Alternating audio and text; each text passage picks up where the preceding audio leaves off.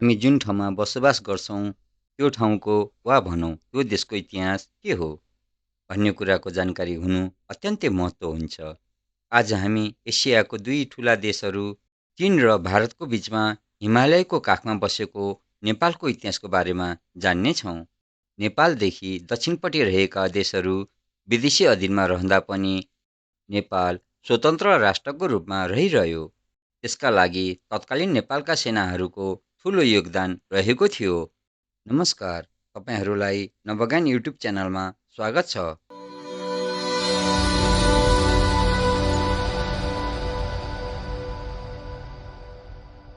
भिडियोमा अगाडि बढ्नुभन्दा पहिले अहिलेसम्म पनि तपाईँले यो च्यानललाई सब्स्क्राइब गर्नुभएको छैन भने यो च्यानललाई सब्स्क्राइब गरी भिडियोलाई लाइक गरिदिनुहोला।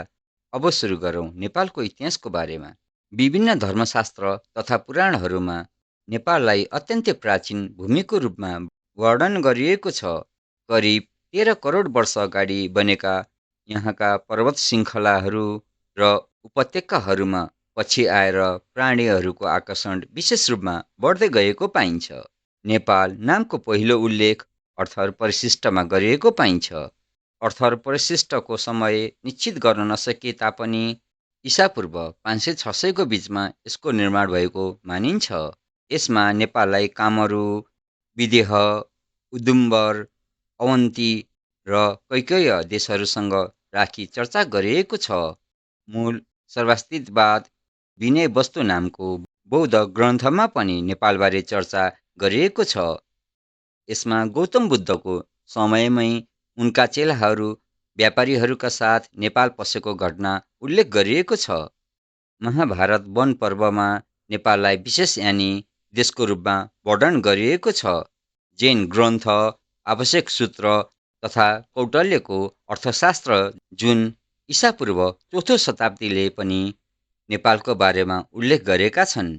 त्यस्तै भारतीय गुप्त साम्राज्य समुद्रगुप्तले आफ्नो प्रयागराज अभिलेखमा असम र कीर्तिपुर कमाउ मण्डल नेपालको उल्लेख छिमेकी राज्यको रूपमा गरेका छन् भने त्यसपछिका प्राय सबै स्रोतहरूले नेपालको उल्लेख स्वतन्त्र राज्यको रूपमा नै गरेका छन्। नेपालका शिलालेखहरूमा भने विक्रम सम्वत 522 पछि पाइएका अभिलेखहरूमा नेपाल शब्दको उल्लेख भएको छ। यसरी यो मुलुक अत्यन्तै प्राचीन समयदेखि नै नेपाल नामबाट परिचित रहेको स्पष्ट हुन्छ। नेपाललाई सत्ययुगमा सत्यवती, त्रेतायुगमा तपोवन र द्वापर युगमा मुक्ति सोपान भनिन्थ्यो र कलियुगमा नेपाल भन्ने गरिएको कुरा हाम्रा पौराणिक ग्रन्थहरूमा उल्लेख छ। हाम्रो देश नेपालको नामाकरण कसरी भयो भन्ने बारेमा नेपाल शब्द सबैभन्दा पहिला अर्थर्वेदमा उल्लेख गरेको पाइन्छ। यसअनुसार नेपाल हिमालको काखमा भएको कारणबाट नेपाल नामको उत्पत्ति संस्कृत शब्द निपालयबाट भएको हुन सक्छ, जसको अर्थ पहाडको आधार यानि खुट्टा अथवा खुट्टामा निवास हो। यसको साथै तलका कथनहरू पनि सुन्नमा आउने गर्दछन्। नेपाल शब्द तिब्बती भाषा नियमपालबाट आएको हो। यसको अर्थ पवित्र भूमि हुन्छ। धेरै लामो समय पहिला नेपालमा ऊनको उत्पादन गरिन्थ्यो र ऊन राख्नलाई त्रिपालको घरको प्रयोग गरिन्थ्यो। यहाँ ने जसको अर्थ हो ऊन र पाल जसको अर्थ हो त्रिपाल भएकोले यसै शब्दबाट नेपाल नाम रहन गएको हुन सक्छ। ने नाम गरेका ऋषिले संरक्षण दिएका कारण ने र पाल यानि संरक्षण गर्नु भन्ने शब्द मिली नेपाल बनेको हुन सक्छ। इतिहासमा ने नाम गरेका ऋषिको धेरै चर्चा र उल्लेख गरिएको पाइन्छ। किराँतकाल कसरी स्थापित भयो त भने काठमाडौँ उपत्यकामा पाइएका नियोलिथिक उपकरणहरूबाट यो थाहा पाइन्छ कि नेपालमा मानिसको बसोबास कम्तीमा पनि 9000 वर्ष पहिलादेखि हुँदै आएको छ। यसले देखाएको छ कि मानिसहरू जुन सायद किराँत जातिका थिए लगभग 10,000 वर्ष अगाडि यहाँ बसोबास गर्दथे। किराँती जङ्गली र पहाडीको एक जनजाति हो जुन मध्य उडिसा, भारत र हिमालयबाट आएर बस्न थाले। किराँत कालभन्दा अगाडि पनि यो मुलुकमा गोपाल, महिषपाल जस्ता अन्य जातिहरूको राज्य थियो भनेर अस्पष्ट इतिहासहरू पनि पाइन्छन्। तर प्रष्ट प्रमाणको अभावमा किराँतकाल सुरु हुनुभन्दा अगाडिको समयलाई प्रमाणित इतिहासको रूपमा लिइँदैन। यसले आजसम्म नेपालको प्रमाणित प्राचीन इतिहासको सुरुवात किराँत कालबाटै सुरु भएको हो भन्ने कुराको ऐतिहासिक मान्यता स्थापित भइसकेको छ। यस कालका राजा यलम्बरलाई नै प्रथम किराँती राजाको रूपमा मानिन्छ। लिच्छवीकाल सन् 2400 देखि 750 सम्म नेपालको हालको राजधानी काठमाडौँमा लिच्छवीहरूले शासन गर्दथे। कौटिल्यको अर्थशास्त्र अनुसार तथा चिनिया यात्री हुएन सानको यात्रा वृत्तान्त अनुसार वैशालीबाट भागेर आएका केही वीर पुरुषहरूले किराँतहरूलाई खेदेर लिच्छवी वंशको स्थापना गरे। पाइएका शिलालेख, मुद्रा र चाँगुनारायण मन्दिरका अभिलेखहरूबाट मानदेव लिच्छवी वंशका प्रथम ऐतिहासिक राजा थिए भन्ने पुष्टि हुन्छ। अंशुवर्माको भारतका राजा हर्षवर्धनसँग निकटतम वैवाहिक सम्बन्ध थियो। यस तथ्यबाट यो पुष्टि हुन्छ कि गण्डकीदेखि कोशीसम्म पहाडी भूभागमा लिच्छवीहरूले किराँतहरूलाई धपाई एकछत्र राज्य गरेका थिए भने तराईमा प्रसेनजित अजातशत्रुका सन्तानहरू मिथिला राज्यलाई आफ्नो अन्तर्गत वैशाली र पाटलिपुत्र राज्यमा समावेश गरेका थिए। अंशुवर्मापछि नरेन्द्रदेवलाई भारतीय रजौटाहरूले समर्थन सहयोग गरी राज्यारूढ गरेका थिए। नरेन्द्रपछि गुप्त वंशका शासनले सम्पूर्ण राज्य ससाना राज्य रजौटामा विभाजित भयो। यी सम्पूर्ण घटना ईसापूर्वका हुन्। उता बङ्गालमा चालुक्य सेनहरूको राज्य थियो। न्यायदेव चालुक्य राजाको सेनापति थिए जसले तिरहुत कर्नाट वंशको स्थापना गरी सिम्रौनगढलाई राजधानी बनाए। मुसलमान आक्रमक सुद्दिन तुगलकका भयले न्यायदेवका पनाती हरिसिंहदेव सर्लाही जिल्ला हुँदै भक्तपुर पुगे र यिनकी श्रीमती राजल देवीले जय स्थिति मल्ललाई ज्वाइँ बनाई मल्ल वंशको शासन स्थापित गराइन्। मल्लकाल यानि मल्ल वंशको सुरुवातमा मल्ल राजाहरूले आफूलाई कर्नाट राजवंशको वंशज भएको दाबी गरे र प्राय आफूलाई कर्नाटक वंशी, रघुवंशी वा सूर्यवंशीको रूपमा शैलीबद्ध गरे। मल्लहरू नेवारी भाषा तथा मैथिली भाषाको संरक्षणका लागि प्रख्यात थिए जसलाई मल्ल दरबारमा संस्कृतको बराबरको दर्जा दिइएको थियो।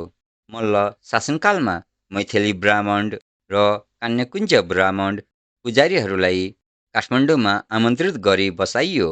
त्यसै गरी मिथिलाका दर्जनौँ क्षेत्रीय हैसियतका कुलिन वा मुस्लिम आक्रमणबाट भागेका मल्ल दलको भागको रूपमा आएका थिए। यी बारम्बार बसाइसराईहरू मध्ये सबैभन्दा उल्लेखनीय भनेको 1324 इस्वीमा राजा हरिसिंहदेवको शासनकालमा गियाथ अल दिन तुगलकद्वारा मिथिला राज्यको आक्रमणपछि भएको बसाइसराई थियो जसले गर्दा मिथिलाको ठूलो मात्रामा नेपाल बसाइ सरेको थियो। यस समयमा आएका पुजारी वर्गहरू उपत्यकाका वर्तमान केही राजोपाध्याय तथा जोशीहरूका पुर्खाहरू हुन्, जबकि आप्रवासी योद्धा र कुलीन वर्गहरू आजका छथरीय यानि क्षेत्रीय श्रेष्ठ नेवारहरूका पुर्खाहरू हुन्। अन्य समूहहरू पनि अन्ततः नेवार समाजमा समाहित भए, जसमध्ये केही हालका खड्कीहरू न्यासाई, धोबी, कपाली यानि जोगी, हलवाई यानि राजकर्णिकार र ललितपुर पण्डया यानि चम्मार, कुलु तथा सुवाल आदि हुन्। यी मानिसहरू अन्ततः एक जातीय एकाइ बन्न पुगे जसलाई 16औं शताब्दीदेखि नेवार जाति भनेर चिनाउन थालियो। मल्ल सेनाको मेरुदण्ड उत्तरी बिहार र तराईका केही भागका तिरहुती भएका थिए जसलाई प्रधान, ग्वाङ, लाकौल, नेमकुल जस्ता वंश उपाधिहरू दिइयो। मल्ल राजाहरूको पराजयपछि तिनीहरूका कतिपय वंशजहरूले उपत्यका छोडेर नेपालको विभिन्न भागहरूमा बसोबास गरे। उनीहरूका सन्तानले रघुवंशी, राजवंशी, प्रधानाङ्ग, अमात्य, श्रेष्ठ थरहरू प्रयोग गर्दै आएका छन्। नेपालमा मल्ल वंशको सुरुवात 12औं शताब्दीको सुरुतिरबाट भयो।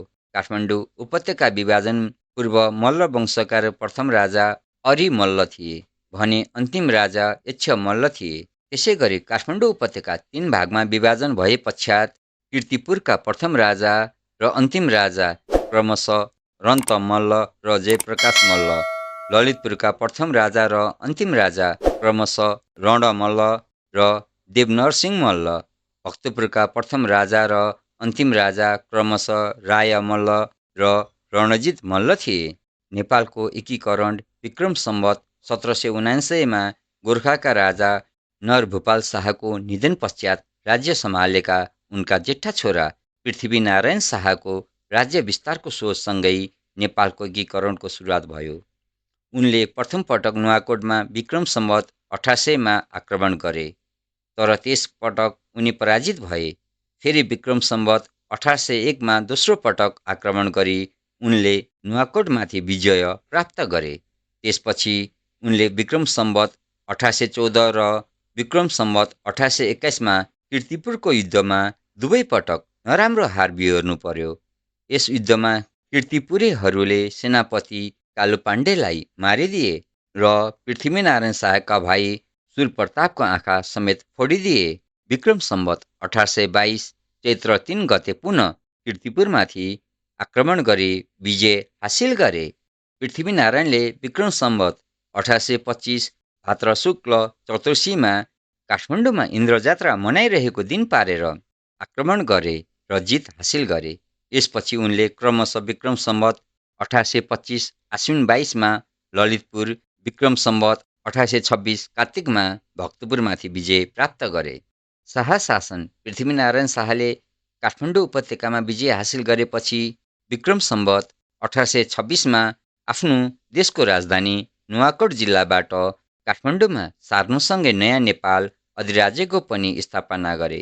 पृथ्वीनारायण शाहको मृत्युपछि पनि शाह वंशको राज्य विस्तार अभियान रोकिएन। नेपालको ऐतिहासिक रूपरेखापाना 360-61 अनुसार राज्य विस्तारपछि अनेकन सन्धिहरू भए पश्चात 1923 डिसेम्बर 21 का दिन नेपाल र अङ्ग्रेजहरूको बीच पनि एक सन्धि भयो।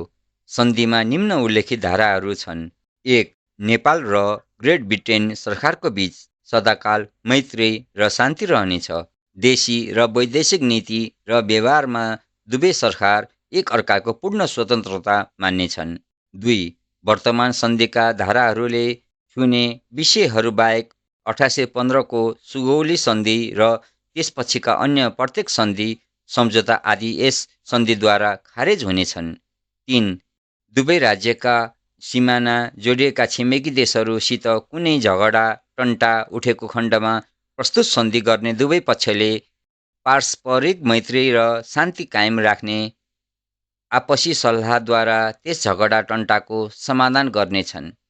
4. सन्धि गर्ने दुवै पक्षले आफ्नो सिमानामा सकेसम्म कुनै यस्तो काम हुन दिने छैनन् जसद्वारा अर्को देशको सुरक्षा र शान्तिमा बाधा परोस्। 5. नेपाल र ब्रिटिस सरकारमा मैत्री भएकोले यो सम्बन्ध कायम रहेसम्म नेपाल, ब्रिटिस, भारत वा त्यसमार्फत अन्य कुनै देशसित आवश्यक युद्ध सामग्री किन्न स्वतन्त्र हुनेछ। नेपाल सरकार पनि मन्जुर गर्दछ कि सहकारी वा व्यक्तिगत तरिकाले यी युद्ध सामग्री नेपालको सीमान्त पारी जाने छैनन्। कुनै नियन्त्रक समिति गठन भएको खण्डमा र ग्रेट ब्रिटेन पनि त्यस समितिको एक सदस्य भएको खण्डमा नेपालको पनि त्यसको सदस्य बनी त्यस समितिमा नियम अनुसार ससम्मान झिकाउनु पर्नेछ। 6. स्वदेशी उपयोगका निमित्त नेपालले विदेशबाट झिकाएका मालहरूमा ब्रिटिस भारतका बन्दरगाहहरूमा भन्सार लाग्ने छैन।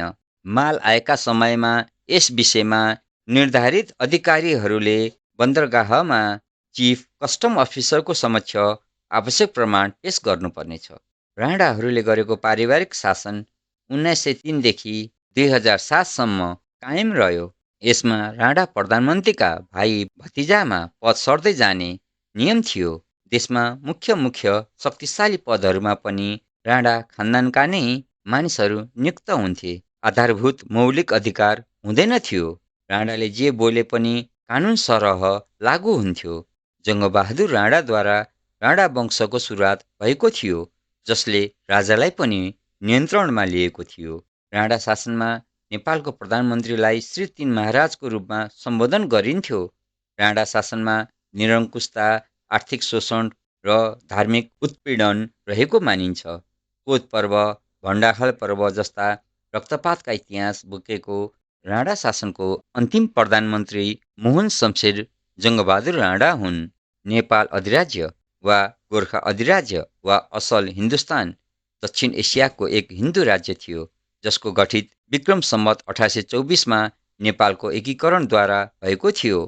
खस, ठकुरी, राजपूत मूलको भएको दाबी गर्ने गोरखाका पृथ्वीनारायण शाहद्वारा स्थापित यो विक्रम सम्वत 2063मा नेपाली राजतन्त्रको उन्मूलन नभएसम्म 240 वर्षसम्म अस्तित्वमा रहेको थियो।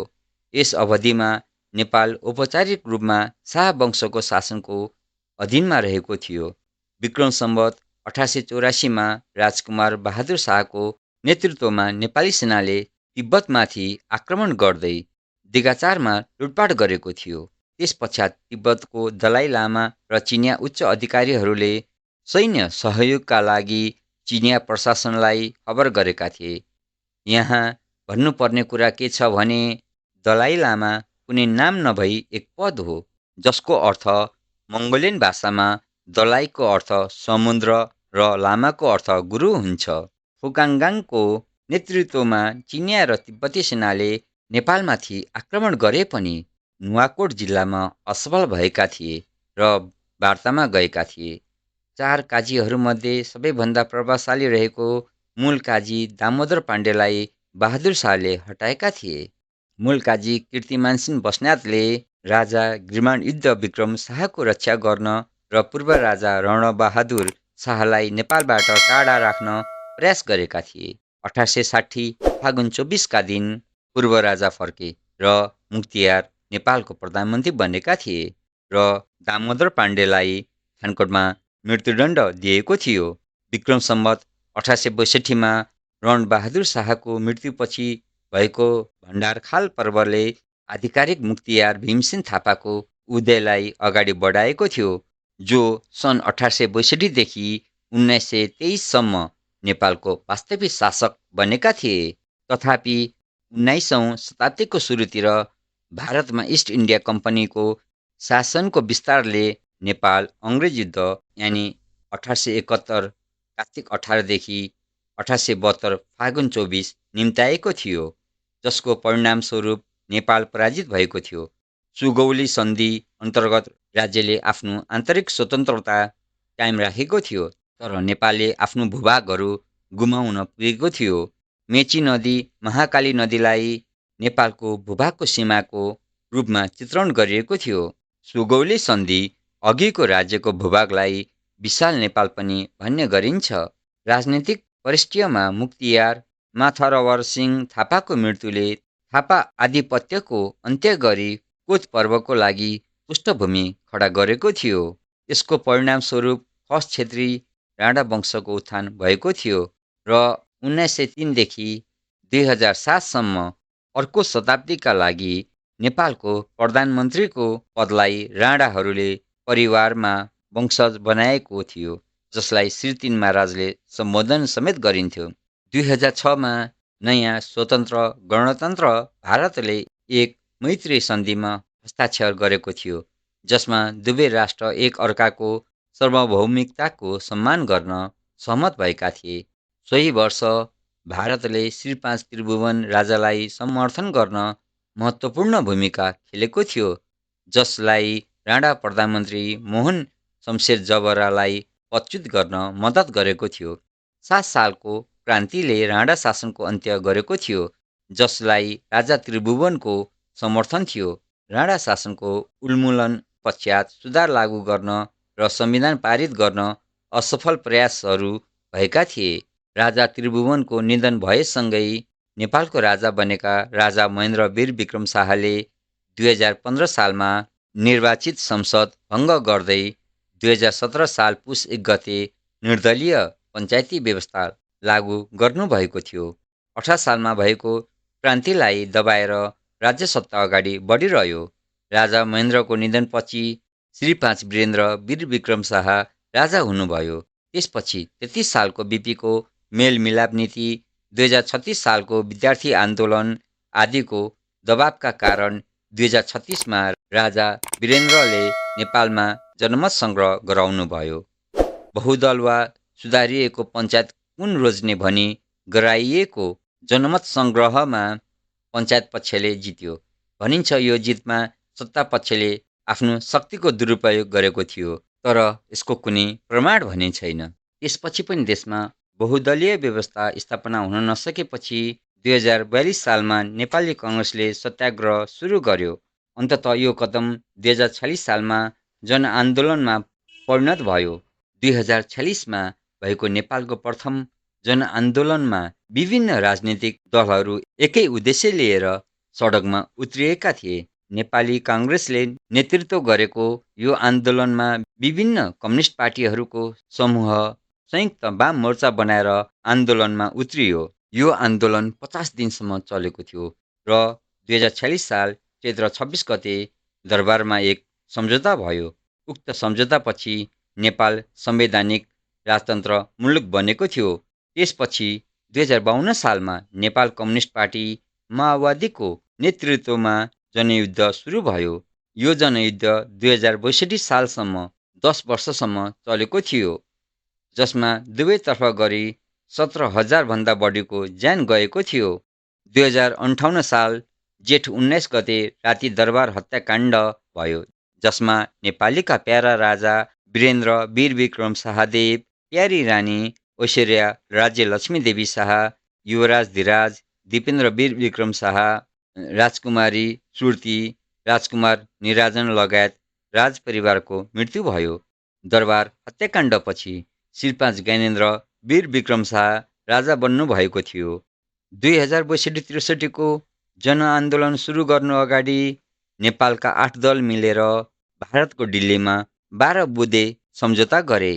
उक्त सम्झौतापछि 2062-63 को जनआन्दोलन 8 दल, जसमा भूमिगत रहेको माओवादी पनि सामेल भएको 19 दिनसम्म चलेपछि आन्दोलनको माग अनुसार विघटन गरिएको संसद श्री 5 ज्ञानेन्द्रबाट पुनः स्थापना गरेपछि 2065 साल जेठ 15 गते जनताको माग नै नभएको र जनताले पठाएको रायहरूको बोरा नै नखोली दलहरूको मिले मतोमा संविधान सभाको पहिलो बैठकबाट लोकतान्त्रिक गणतन्त्र नेपालको घोषणा गरियो र विश्वको एकमात्र हिन्दू राष्ट्र नेपाललाई धर्मनिरपेक्ष बनाइयो। अहिले नेपालमा लोकतान्त्रिक गणतन्त्र स्थापना भएको करिब 20 वर्ष पुग्न लाग्दा पनि नेपाल र नेपालीको जीवनमा केही पनि परिवर्तन भएको छैन। विश्वले नेपाललाई हेर्ने नजर झन खस्किँदो अवस्थामा छ। नेपाल अहिले विदेशीको इसारामा चल्ने र विदेशीको इसारामा सरकार बनाउने र सरकार गिराउने खेलले नेपाललाई अस्थिर बनाएको छ। यहाँ भन्नु नै पर्छ, नेपालमा बहुदल आएपछि कुनै पनि सरकारले पुरा समय शासन गर्न पाएको छैन र नेपालमा दर्ता भएको लगभग 160वटा राजनीतिक पार्टीहरूमध्ये अहिले पनि एक राजनीतिक पार्टी जो राज संस्थाको हिन्दू राष्ट्रको समर्थन गर्छ र नेपालको निर्वाचन 2079बाट संसदमा उसको 14 सिटको उपस्थिति छ, त्यो हो राष्ट्रिय प्रजातन्त्र पार्टी। तपाईलाई यो जानकारी कस्तो लाग्यो तल कमेन्ट गर्नुहोला र अहिलेसम्म पनि तपाईले यो च्यानललाई सब्स्क्राइब गर्नुभएको छैन भने यो च्यानललाई सब्स्क्राइब गरी भिडियोलाई लाइक गरिदिनुहोला। जय शम्भो।